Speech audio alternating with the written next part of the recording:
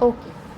Now in the previous portion, the previous video, we studied about how to declare a array. ठीक है, जब हम एक variable बनाते हैं तो वेरिएबल को पहले हम डिक्लेयर करते हैं, याद है आपको, फिर हम उसको इनिशियलाइज़ करते हैं।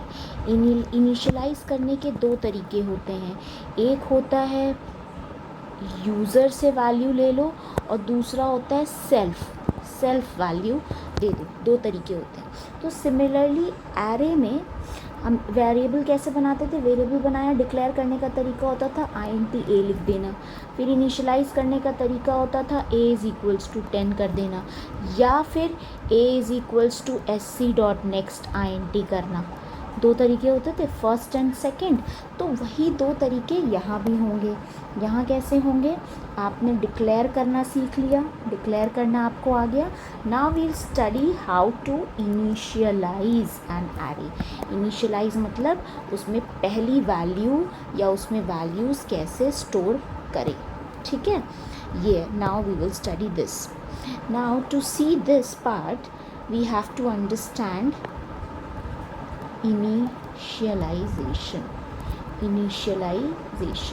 इनिशियलाइजेशन टू टाइप्स हो सकता है।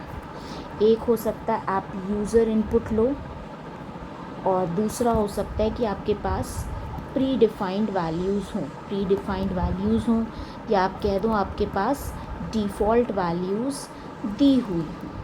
ठीक है, पहले से डिफ़ॉल्ट वैल्यूज़ दी हुई हों।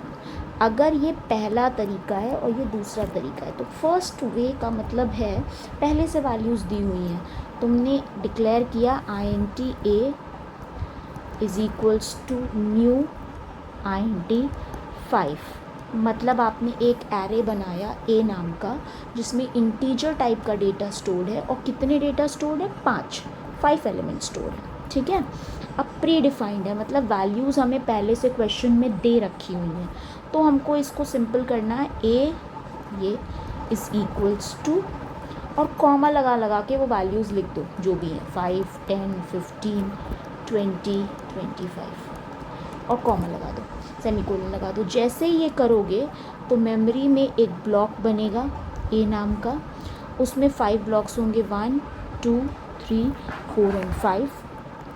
उनका इंडेक्स बन जाएगा 0, 1, 2, 3 एंड 4।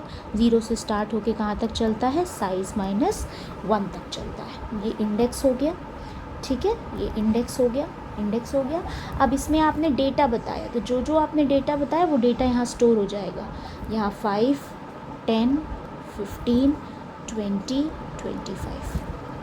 ठीक, लाइन से स्टोर होता है, ये नहीं कि कहीं अगड़म बगड़म स्टोर हो। नो, जिस सीक्वेंस में आपने डेटा डिफ़ाइन किया है, जिस सीक्वेंस में आपने डेटा को इंसर्ट किया है, उसी सीक्वेंस में डेटा स्टोर हो जाता है। इतना समझ में आया? ये this was the first way, जब आपको प्री डिफाइंड वैल्यूज़ या डिफ़ॉल्ट वैल्यूज़ ऑलरेडी क्वेश्चन में वैल्यूज़ दी हुई हैं कि store these 5 elements in an array, तो आप ये करेंगे। लेकिन अगर बोला गया कि टेक 5 वैल्यूज़ एज इनपुट, अगर बोला take 5 values as input from user, तो आप क्या करोगे, आपको यूज़र से इनपुट लेना पड़ेगा। यूज़र से इनपुट लेने का आपको तरीका याद होगा कि जब आप इंटीजर टाइप का डेटा यूज़र से इनपुट लेते थे तो क्या लिखते थे, आप लिखते थे int a is equals to sc.next int, यही तो लिखते थे, यही लिखना है। लेकिन इसमें आपको 5 बार स्टोर करना है, तो क्या आप 5 बार लिखोगे? नहीं, हमने लूप पढ़ा है ना। लूप मतलब एक काम को अगर बार बार करना है, रिपीटेडली करना है, तो आप उसको रिपीटेडली करने की जगह what you can do, you can use a loop instead of repeatedly doing it. So in this array, when you have to take the value from the user, then you use loop, and every time you have to use one loop, that is for use करना है, for। ठीक, अब कैसे करना है पहले समझो। पहले आपने ये वाली लाइन लिखी, int a this is equals to new int 5।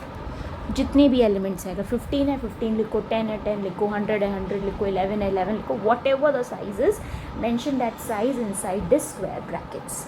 Once done, now you have to do user input. ये वाला काम नहीं करना कि आपको डिफ़ॉल्ट वैल्यू दिया, अब आपको यूज़र से इनपुट कराना है। यूज़र से इनपुट कराने के लिए मैंने बोला फॉर लूप चलाओ।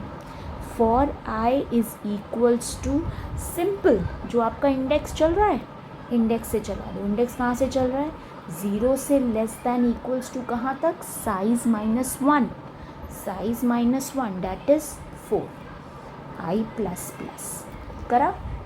फिर ब्रैकेट्स ओपन किया और आपने लिखा वेरिएबल का नाम या एरे का नाम, और ये आई पोजीशन पर, एक आई पोजीशन पर आपने यूज़र से इनपुट ले लिया, sc.next int, और ये कर दिया। इतना काम आपने जब किया तो आपने यूज़र से इनपुट ले लिया। अब कोई भी प्रोग्राम आए जिसमें बोला गया है create an array of 10 size और 15 साइज और of 100 size and take input from the user, simple, you will write this first line with the number of size. ये वैरी करेगा, जो भी क्वेश्चन में दिया हो वो यहाँ पे लिखिए, 5, 10, 15, 100, 25, 35, 85, 95, what ever it is. Loop चलाइए, लूप हमेशा 0 से चलेगा क्योंकि इंडेक्स एरे का कहाँ से स्टार्ट होता है, 0 से, तो 0 से लूप स्टार्ट किया। और ये चलेगा कब तक, ये चलेगा साइज -1 तक, ठीक है।